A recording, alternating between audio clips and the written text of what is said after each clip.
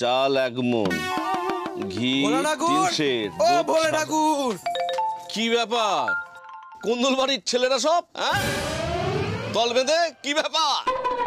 আবার কুন্দল বাড়ি? আমি চললুম। এত মাথা গরম করছো কেন? মাথায় কুনুন ভরা আছে নাকি? কিরে গণেশ শঙ্কর, তোর দাদার বিয়ে হয়েছে শুনলাম। হ্যাঁ ভোলা জেঠু, বড়দাদার বিয়ে হয়ে গেছে। আজ অনুষ্ঠান, তাই আপনাকে আমরা ডাকতে এসেছি। চলুন না আপনি। বোঝো ঠেলা, ওর ছুঁই তোর বিয়ে নাকি? আজ কাজ, আজ এসেছিস বায়না করতে। এই তোদের দোকানটা চুরি হয়ে গেছে শুনলাম, তাহলে টাকা দিবি কি করে? টাকা এনেছিস? সর্বনাশ করেছি। বাকিতে করানোর জন্য রাজি করাতে এসেছিলাম। উনি তো আগেই টাকা চাইছেন।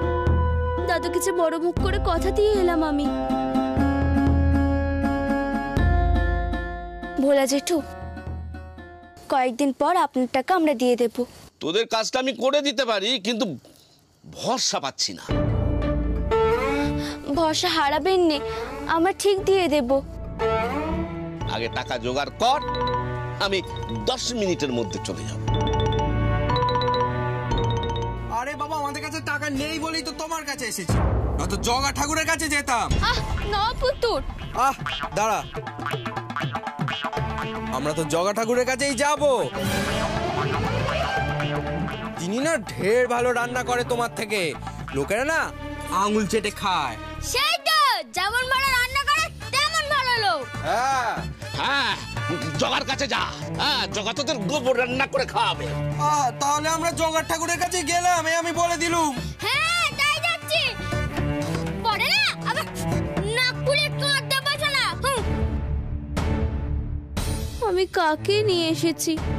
শেষ পর্যন্ত ডুবিয়ে ছাড়লো আমায়। মানকেদা দেখলে, শুধু দেখলি কিরকম রেশারেশি তৈরি করলাম।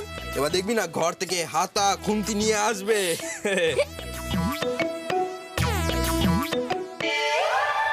দেখলি, বলেছিলাম না। মাগো, কি রে তোরা এখনো যাসনি? আমি অন্য বাড়িতে রান্না করতে চললুম। হ্যাঁ,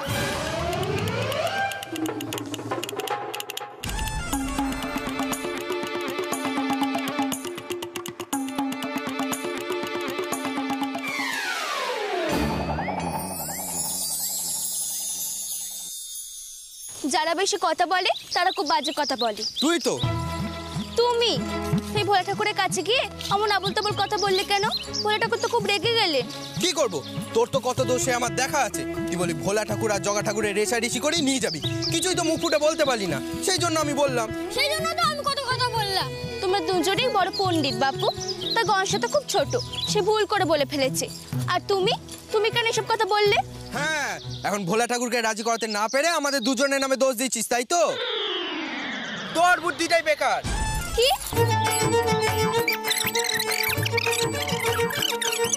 বলছিলাম গনসা, এদের মধ্যে আবার মারপিট লেগে যাবে না তো গো? না না জামাই বাবু, এই তো রোজকার ব্যাপার।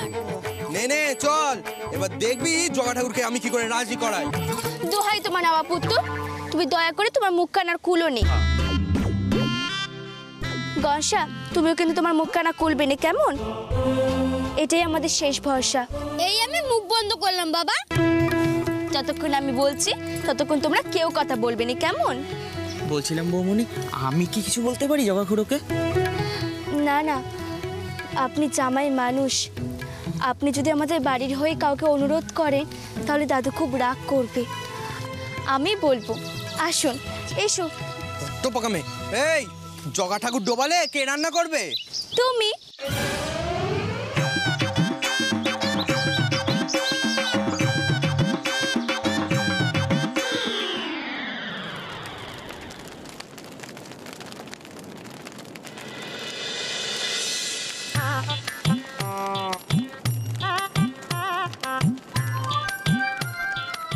জং ছাড়াতে ওস্তাদ বেটা শিরিষ লুচি আলুর দম খাবে জনা 30।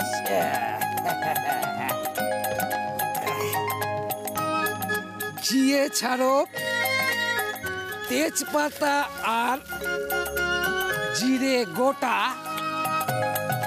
গরম মশলার ধুনো, দেবে আদা বাটা।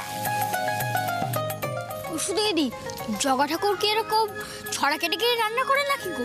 হ্যাঁ গো, আমিও তো তাই জানি। এইভাবেই নাকি তার রান্নার স্বাদ বেড়ে দ্বিগুণ হয়ে যায় বলে শুনেছি। এরপর হামানের চারম গোজ, শোনো, আমার মাথায় না একখানা বুদ্ধি এসেছে। আলুর দম রান্না করা বড়ই সহজ। থাক, ভরসা হয় না, তাও বল।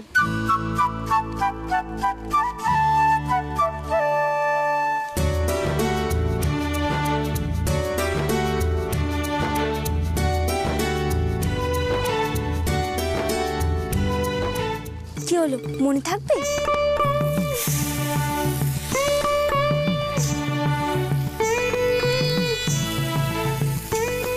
আচ্ছা, আমরা যদি আপনার রান্না দেখি, আপনি আমাদের উপর রাগ করবেন না তো?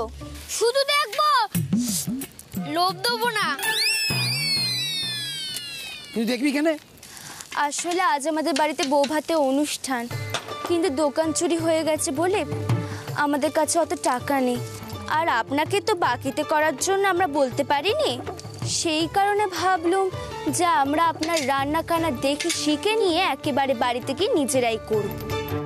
আমরা তো এমনিতে অনেক লোকের রান্নার হিসেব জানি নে, তাই একটু দেখতুম। আর আপনি কেমন ছড়া কেটে কেটে রান্না করেন নে, করুন নে আপনি ওরকম ভাবে, তাহলে আমাদের ছড়া শুনে শুনে মনে থাকবে। ওরে, ছড়া শুনে ঘুমোনো যায়, রান্না শেখা যায় না, বুঝতে পারলি? আসলে শেখা রান্নাটা মনে রাখবার জন্য ছড়া কেটে কেটে রান্না করতে হয়, বুঝলি? এই দেখ, এবার হালকা হাতে ছড়িয়ে দাও, ছড়াও 2 মুঠো নুন। নহপুত্র, তাড়াতাড়ি লেখো। জামাইবাবু, তাড়াতাড়ি কাগজের কলমখানা বের করো। আচ্ছা, হ্যাঁ হ্যাঁ, তাড়াতাড়ি বার করো, তাড়াতাড়ি বের করো। এই নাও কলম। লেখো লেখো লেখো লেখো। আচ্ছা, এটা কতজনের রান্না হচ্ছে? 30 জনের। তার মানে মাথা পিছু 30 জনের জন্য 2 মুঠো নুন।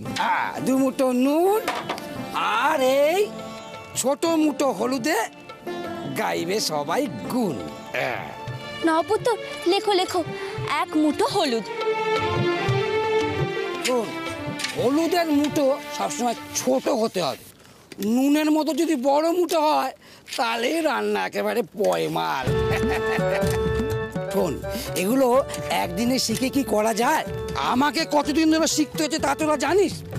এই দেখ, বলছিলাম এই রান্না যদি ভালো না হয় তাহলে নিমন্ত্রিত লোকজনেরা খেয়ে গান বন্ধ করবে কি না? হ্যাঁ, আসলে আর তো কোনো উপায়ও নেই।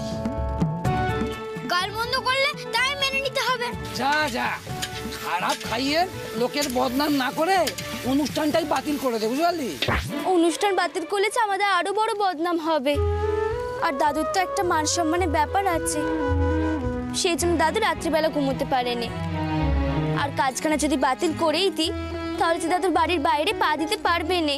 অনুষ্ঠান তো করতেই হবে, আর আমি চাইনি দাদুর বদনাম হোক। দাদুর বদনাম হলে যে গ্রামের বদনাম, আর তারপর যে গ্রামে আপনার মতো ভালো রান্নার ঠাকুর আছে তারও তো বড় বদনাম হবে, বলো? শুধু জগা ঠাকুর না ঠিক বলেছেন। যদি সকলে খেয়ে বলে যে জগা ঠাকুরের গ্রামে এত খারাপ রান্না, ভাবাই যায় না। তার থেকে ভালো না তুই দাদুকে বল যে এই অনুষ্ঠান বাতিল করতে। না না, তা হয় নাকি? আমি কারো বদনামি হতে দেব না। আহা, শুধু জেদ করে এসব হয় না বাবা। হয় তোরা অনুষ্ঠানটা বাতিল কর, না হলে টাকা নিয়ে যা। সবাই কাজ করে 2 পয়সা পাওয়ার জন্য, আর আপনারা তো টাকার দরকার। আপনি এখন বাকিতে করে দিন নে, পরে আপনাকে শোধ করে দেব। আর যদি দিতে না পারিস তখন?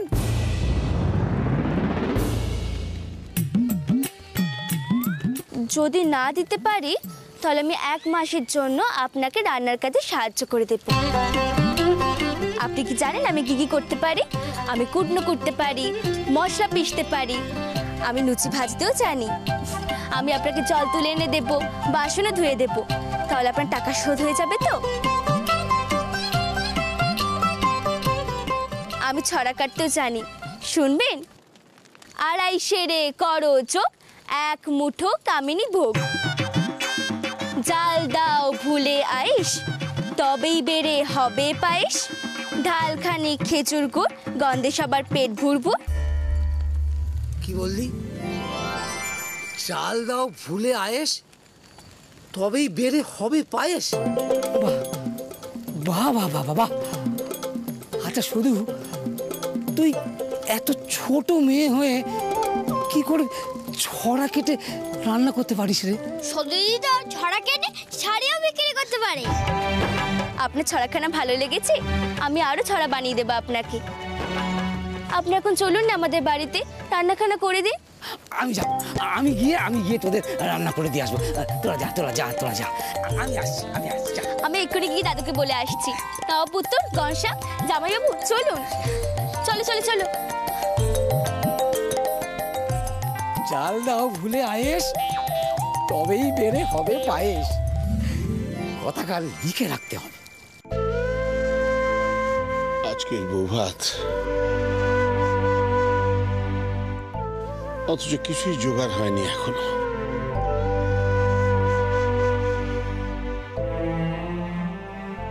এবার মান সম্মান বাঁচাতে চাইলে আমাকে বুকের ব্যথার অভিনয় করে অনুষ্ঠান ভণ্ডুল করে দিতে হবে, তাহলে মান বাঁচানো যাবে না। মুখুজ্জেদের মান সম্মান ডুবে লাট হয়ে যাবে একেবারে।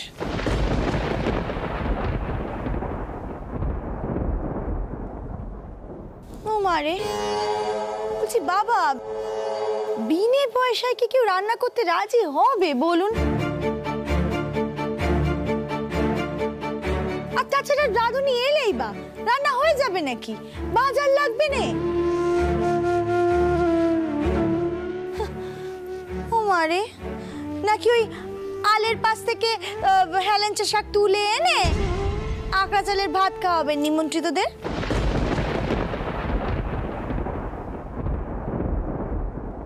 থাক বেঁচে থাক, আর এত কথা বলিস নে। যার নিজের ভাইয়ের এমন হ্যাটটানের স্বভাব আছে, তার দিদির মুখে একটু রাশ টানা উচিত। এই দেখো বদি, আমি কিন্তু থাক, আমি জানি তুই বলবি তো, তুই বারণ করেছিলি, তোর বারণের কেতায় আগুন। ও বাবা, আচ্ছা শান্তি। আমি বলছি যে যার বে তার হুঁশ নেই, বাড়ি শুদ্ধ লোকের ঘুম নেই।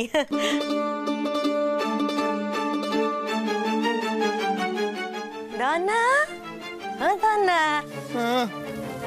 বাপ আমার, বলছি তুমি তো হলে ওই যাত্রা সম্রাট, তো বলছিলাম লাখ টাকা দাম তোমার, তাই যাত্রা দল থেকে কিছু টাকা অগ্রিম নিলে হতো না?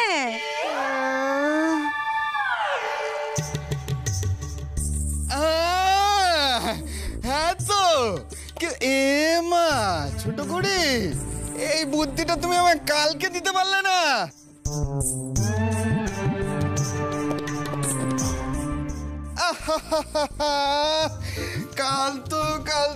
কাল রাত্রি ছিল আমার। আমি কলকাতায় গিয়ে খুব সহজেই কাজ মিটিয়ে চলে আসতে পারতাম, কিন্তু আজ কি করে যাব? আজ তো আমার বৌভাত না।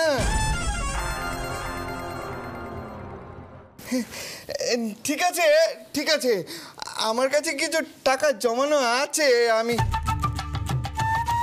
আমি দেখছি সেগুলো নিয়ে আসি। কপাল সবই তোর কপাল রে দনা। দেখ, তোর বাবা কাকা সব থাকতেও তোর নিজের বৌভাতের জোগাড় নিজেকেই করতে হচ্ছে। আর কি করবি, যা।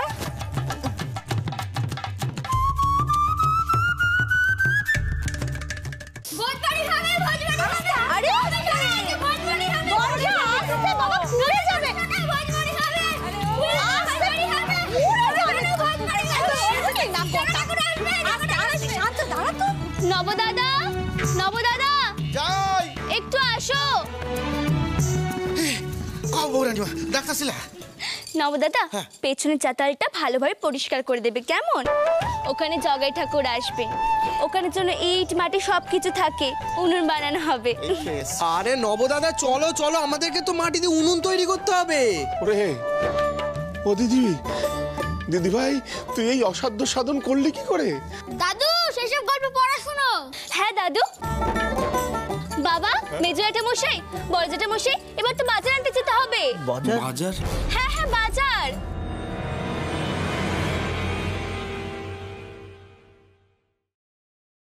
বাজারই বা হবে কি করে? সেইটুকু টাকার জোগাড়ও তো আমি করতে পারিনি।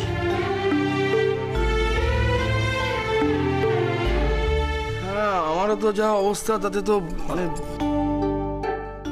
আমি বা তোকে কি বলি মা?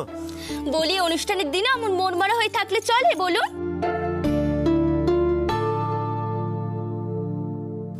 আরে বাবা, টাকা দিয়ে জোগাড় হয়নি সে কথা আমি না ভেবে ঠাকুরকে ডাকতে যাবো বুঝি? বড় জ্যাঠা মশাই, আপনি আমার মন খারাপ করবেন না, আমি এক্ষুনি টাকা এনে দিচ্ছি।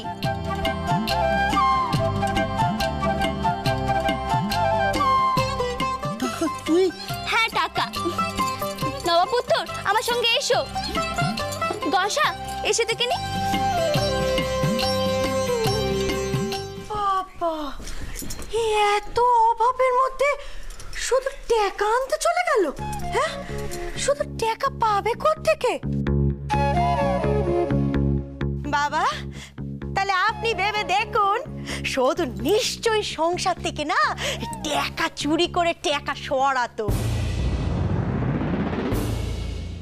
ছোট বৌমা, যে সংসারের লক্ষ্মী সে সংসারের চাল মেপে রাখার পরেও 3 মুঠো চাল তুলে রাখে, যাতে চাল কখনো বাড়ন্ত না হয় সংসারে।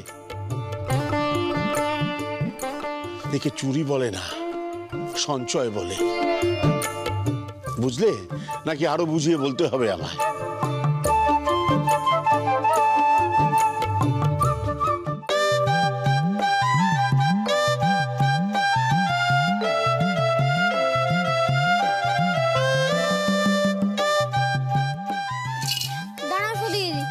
আগে আমি আমার ভাড়াটা ভাঙি, তারপর তুমি তোমার ভাড়াটা ভেঙো, ঠিক আছে?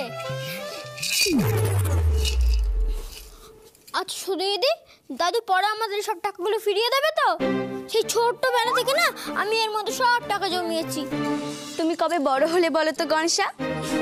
তোমাকে দাদু সব কিছু ফিরিয়ে দেবে। ঠিক আছে, তোমার টাকাগুলো আমাকে দাও, আমি গুনে একেবারে লিখে দিচ্ছি। আমি দাদুকে বলবো তোমাকে একটু বেশি টাকা ফেরত দিতে। আচ্ছা ঠিক আছে।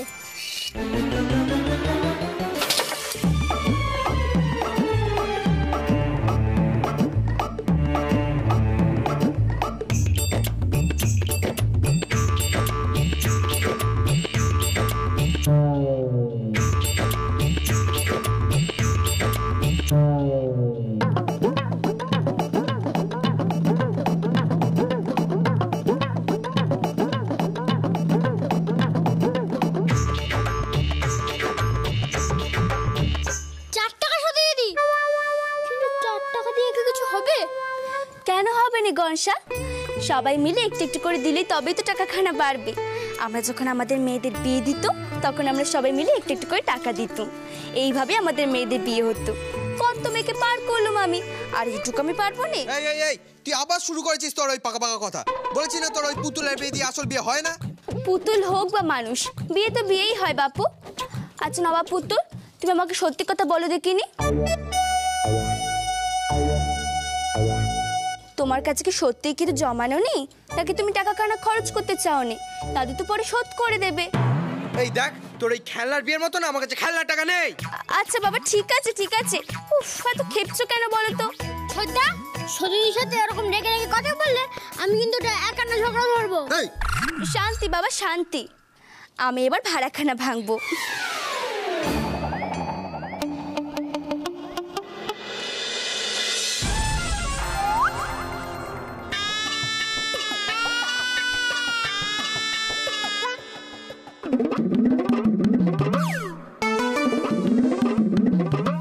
কি হলো? এটা আমার ফুটো কেন? কে করলো এটা?